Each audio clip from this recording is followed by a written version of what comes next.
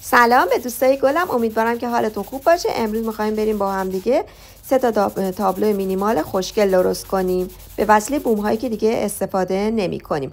در ابتدا بوم ها رو قشنگ سنباته میزنیم که رنگ های اضافهش گرفته بشه. بعد به وسیله رنگ سفید اکریلیک 3 دست رنگ میزنیم که کاملا بوممون سفید بشه و رنگ های زیری مشخص نشه. بعد میذاریم بوم ها رنگش خوش بشه.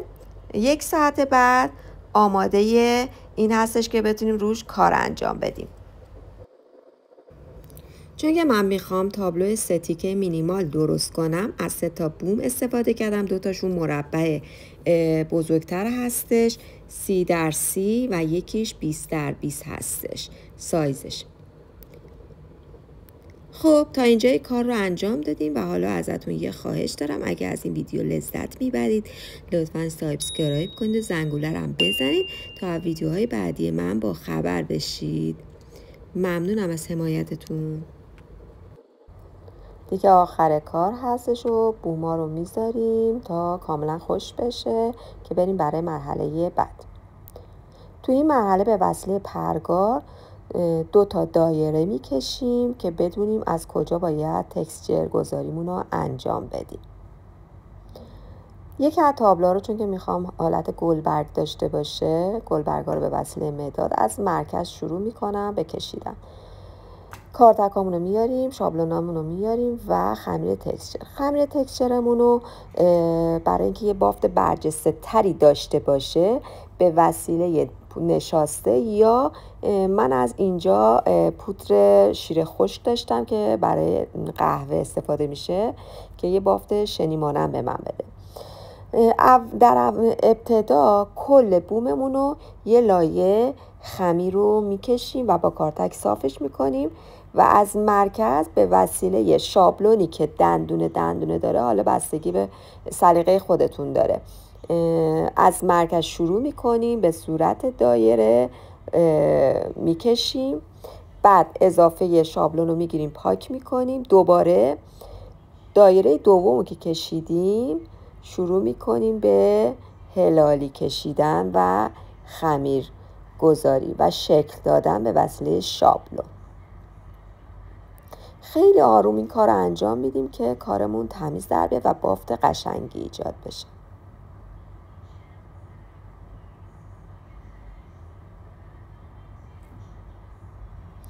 به وسیله در همون حالا یه چیز گردی که باشه وسط مرکز دایرمون میذاریم تا مشخص بشه. صافش میکنیم و به وسیله ابر حالت دب میذاریم که یه بافت برجسته سوزنی ایجاد بشه.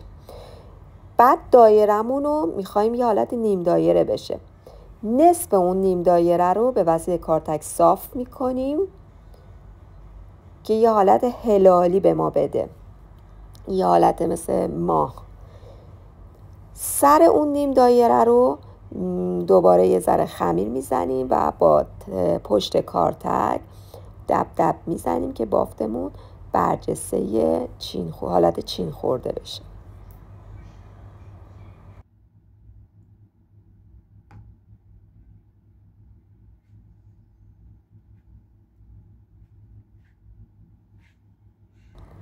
وقتی این کار رو انجام میدیم، همون لحظه که خمیر تکسچرمون خیس هست به وسیله پودر خاک اره، حالا سلیقه یا خاک اره یا حالا شن یا کریستالایی که برای رزین استفاده میشه، هر چیزی که حالت بافتار بده میتونید دور تا دور کارتون و مرکز کارتون رو بزنید. من اینجا چون که خاک اره داشتم از خاک اره استفاده کردم و با دستم بهش یه ذره فشار میدم و با کارتک که کاملا فیکس بشه و بچسبه به خمیرم که نیاز به با زدن چسب چوب نباشه.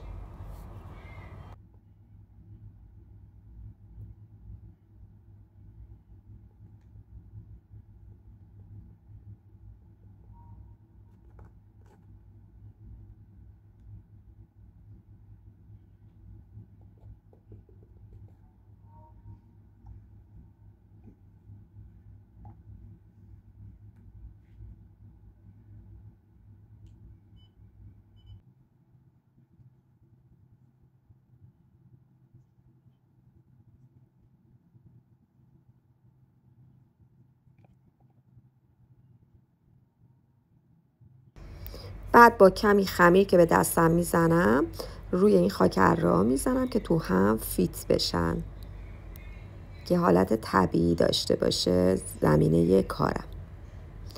بعد از این کار میذاریم تابلومون خمیرش خشک بشه تا مرحله بعد رنگامیزیشو انجام بدیم.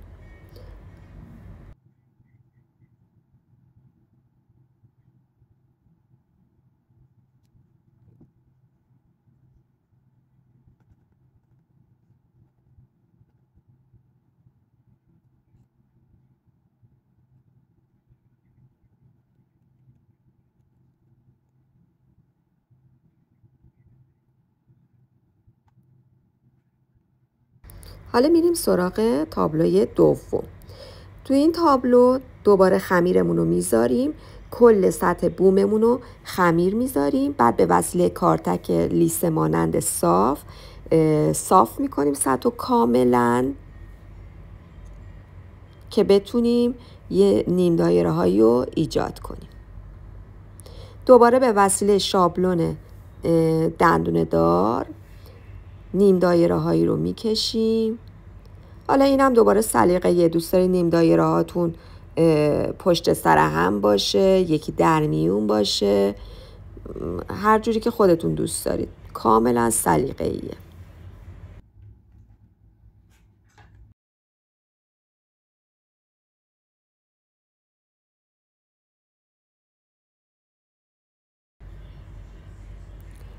این هم که تمام شد میذاریم خوش میشه. میریم سراغ تابلو سوم. تابلو سوم یکم متفاوت‌تر با اون دوتای دیگه بود.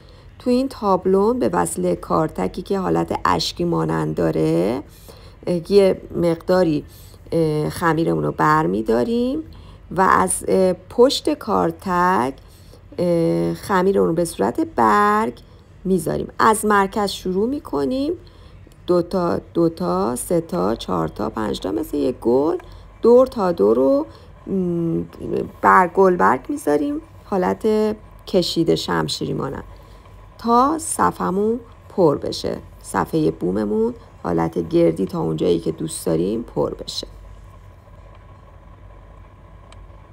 من ویدیو رو دور تون گذاشتم که حوصلتون سر نره و تایم ویدیو زیاد نشه.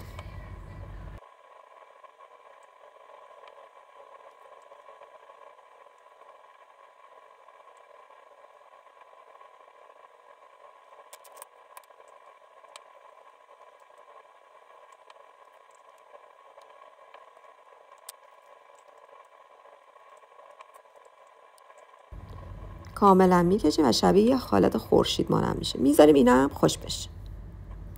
حالا میریم مرحله سوم. تو مرحله سوم از رنگ اکریلیک که من نقره‌ای، یکم مشکی توش و سفید استفاده کردم، به وسیله ابر حالت تاش مانند، چون که برجسته هست، تاش مانند کل سطحمو میزنم. یه حالت خاکی رنگ شده، توسی رنگ شده و حالت سایه روشن ده، بعضی جاها پر رنگ، بعضی جاها کم رنگ. بعد به وسیله قلمو لابلای گلبرگ‌ها رو رنگ میکنم تا کاملا همه جا یه دست بشه، از سفیدی در بیاد.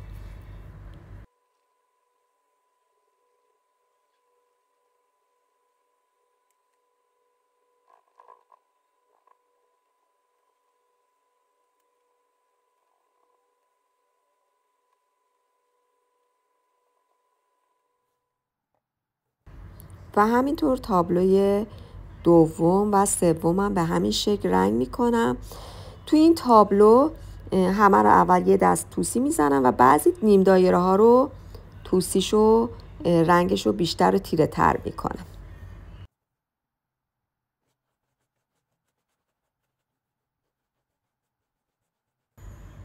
بازم اینم سلیقه‌ایه، دوست دارین حالا همینطوری باشه یا نه، بعضی جاها پر رنگ تر باشه، بعضی جاها حالا کم رنگ تر باشه، دیگه سلیقه‌ایه.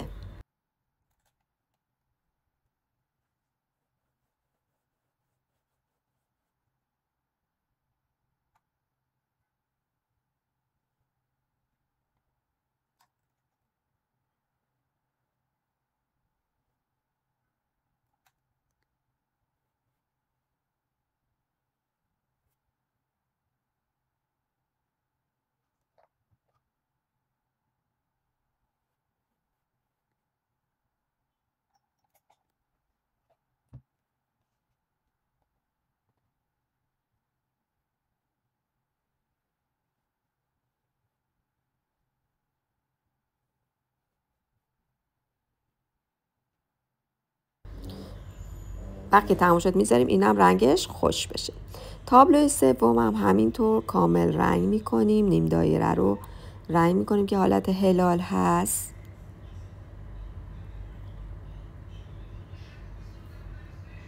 بعد از رنگ آمیزی میذاریم اینم خشک بشه.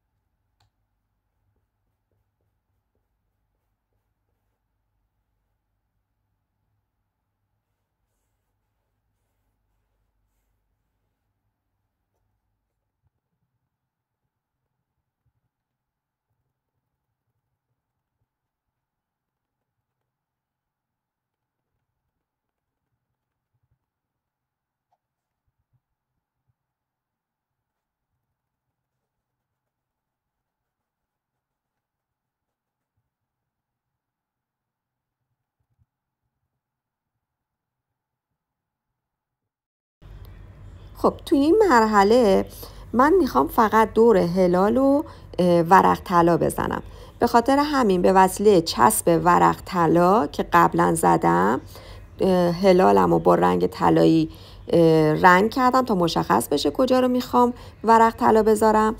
یه 7-8 ساعت 10 ساعت بهش استراحت میدم تا کاملا حالت چسبندگی ایجاد بشه. بعد از 10 ساعت من از ورق طلا روی این کارم استفاده میکنم و با دستم ضربه میزنم تا کامل بچسبه.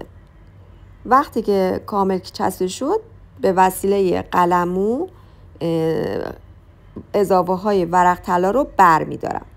من اینجا برای اینکه میخوام ورق طلا رو بچسبونم از دستکش استفاده کردم که دستکش جلوگیری میکنه از اکسید نشدن ورق طلا.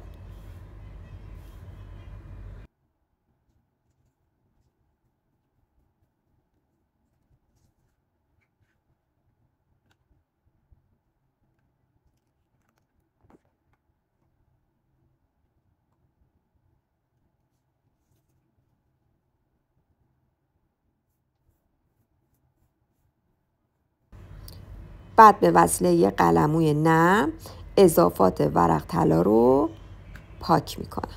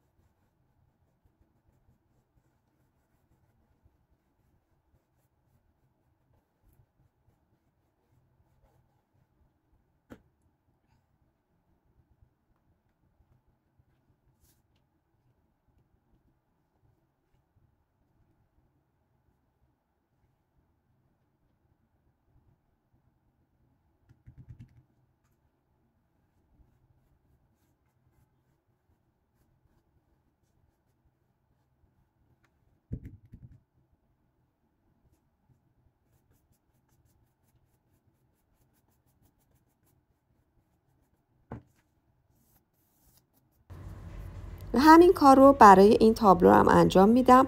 رو گلبرگ هایی که من میخوام ورق طلا بزنم چسب ورق طلا رو که با رنگ طلایی قاطی کردم میزنم تا مشخص بشه کجاها من میخوام ورق طلا بزنم. قبل از این بهتون بگم من دوست داشتم یه حالتای تاش رنگ قهوه‌ای نور طلایی داشته باشه. دور تا دور کارم بزنم که خوشگل تر دیده بشه، ترکیب بین توسی و طلایی. بعد از این کار ورق طلامون چسبشو میزنم، بعد میذارم دوباره 7-8 ساعت استراحت میکنه. بعد از 7-8 ساعت آماده چسبوندن ورق طلا هستش.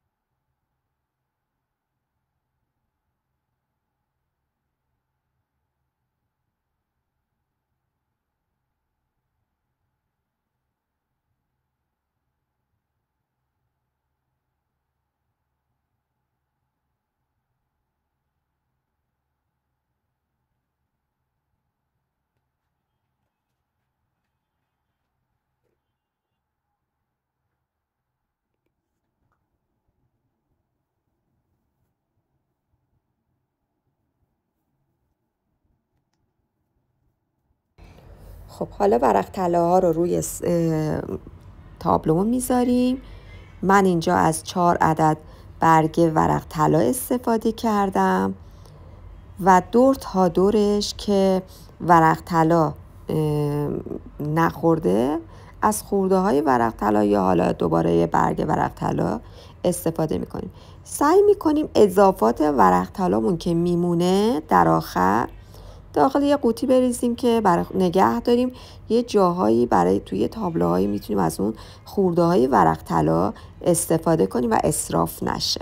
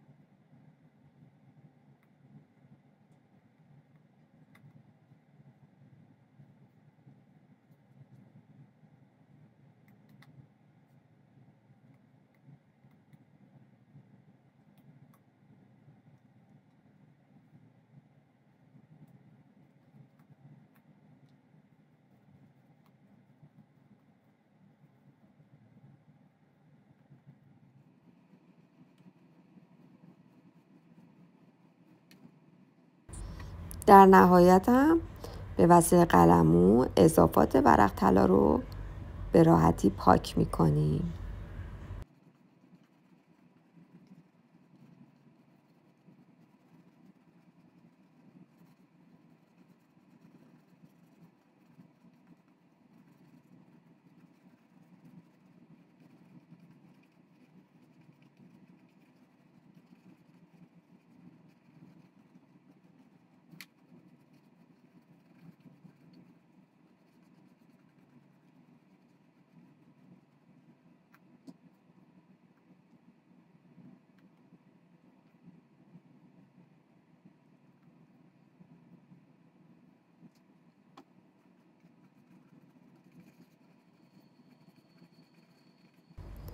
در تابلو سومم به همین روش انجام میدیم. بعضی جاها رو از ورق طلا استفاده کردم. بعد از اتمام کار ما میاییم از لاک الکل جاهایی که ورق طلا زدیم میزنیم برای اینکه ورق طلامون اکسید نشه به مرور زمان. این هم از اتمام کارمون. دوستای عزیز، اگه از ویدیو خوشتون اومد لطفاً دکمه سابسکرایب رو بزنید، زنگوله رو هم فعال کنید تا هر وقت ویدیو جدید گذاشتم ازش مطلع بشید. حمایت شما واقعا برام ارزشمنده. ممنون ازتون.